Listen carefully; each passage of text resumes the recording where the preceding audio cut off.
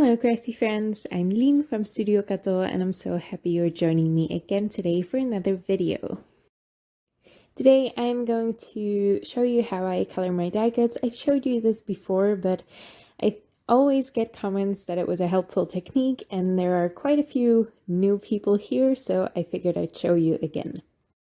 Now today I'm using the A Pocket Full of Posies die by A Pocket Full of Happiness. Lots of pockets here, but I die cut this 3 times out of thick white cardstock and once from cardstock that I like to ink blend on. I always use that as a top layer, of course, so I have a lot of dimension with cheap cardstock and then my good cardstock is on top to do my ink blending on. I'm using Barely Art Precision Craft glue to glue all of these together and it goes pretty quickly. It's not a super dainty die and it's not too detailed. I've had worse die cuts to glue together and I do love the added dimension and the sturdiness of it. And that sturdiness is going to be really helpful while ink blending. Now another helpful thing is sticking it down while you're ink blending, so you don't have to hold this die in place. I am going to just put some painter's tape facing upwards on my blending surface. This is just a laminated sheet of white cardstock, and I have 4 strips of painter's tape facing upwards, and I'm holding those down with 2 extra pieces of painter's tape. I'm also masking off the leaves because I'm only going to add pink to the roses, of course, and then I can mask off the roses once we get to ink blending the leaves. Now off to the left you can see my inkstand mini, and I filled it with some Pinkfresh Studio inks. I will show all the ink names as I'm switching inks on the top left corner of the screen, so you can keep track of them there. Now you can see that that die is really well kept in place. I know there are sticky mats out there these days, you can absolutely use those as well, but I'm not sure how ink blending would affect those sticky mats, if the ink would make the mat not as sticky anymore. I don't know. I haven't used those mats yet, so I'm not sure how they hold up, and I just think it's really easy to make your own makeshift sticky mat with this little trick of using some painter's tape facing upwards.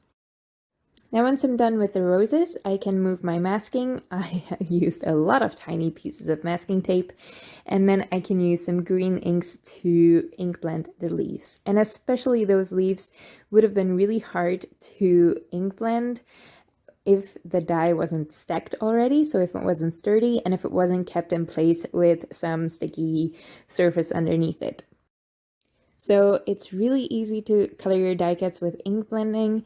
You just have to make sure they're kept in place by something other than your fingers. Of course, there's other ways to add color to your die cuts. You can color them with markers or with watercolor if you want, but there's something really fun and relaxing about just doing some quick ink blending. I really love ink blending. It's so fun to do and it's so relaxing. I am just repeating the same words, but I really feel that way. Now once that's done, I am going to do some more ink blending on my background. And I am working on Clairefontaine DCP 250 GSM cardstock. I used that as well for the top layer of that stacked Posies die cut. And now I'm using it for my background. So I did cut a piece of cardstock that is slightly bigger than an A2 size card because I want to die cut this afterwards. After my ink blending, I want to die cut a really simple cover panel from this, so I have a little bit of interest in my background, but I don't have any harsh lines from ink blending over a cut up background.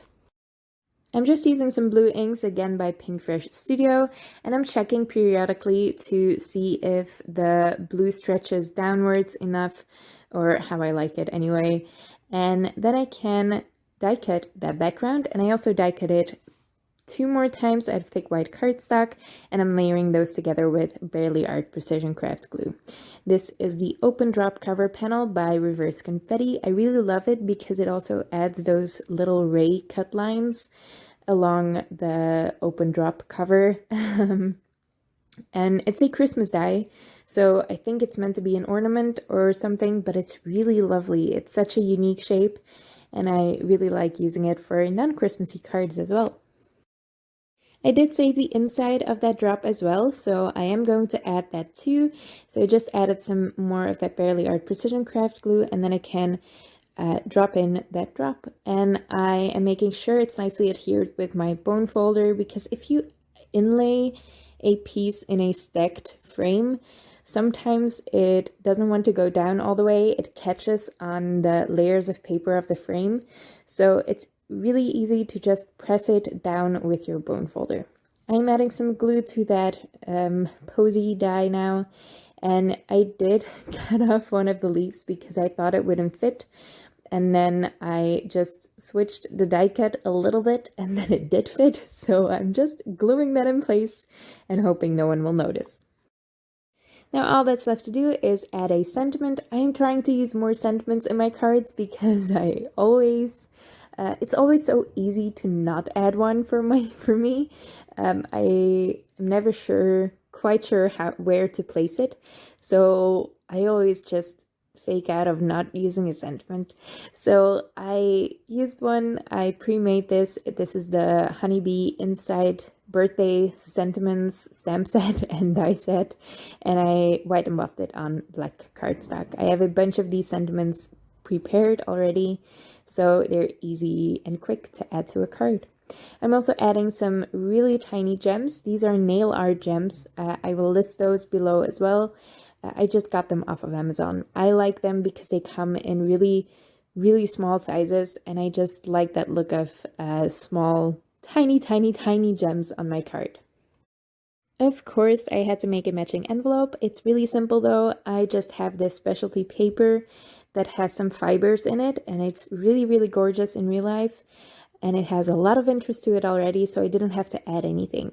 It's not pattern paper, but it's specialty paper, right? I am going to just fold that with my We Are Memory Keepers 123 punch board, and then add some glue to glue it shut, and that's it. That's a really clean and simple card with a lot of interest because of that cover die. It's such a fun cover die, and I really love that a pocket full of posies die as well, from a pocket full of happiness. I love stylistic flowers like this, and it's so large it can easily fill a card and you don't need much else. I hope you liked the video and I hope you liked the card. If you did, make sure to leave a thumbs up on this video and leave your thoughts in the comments below. I would love to read them. You can always check out the playlist. I will leave linked right here on top of this video for more videos about die cutting. And you can also subscribe to my channel if you want to see more of my videos. Thank you so much for watching, and I'd love to see you next time.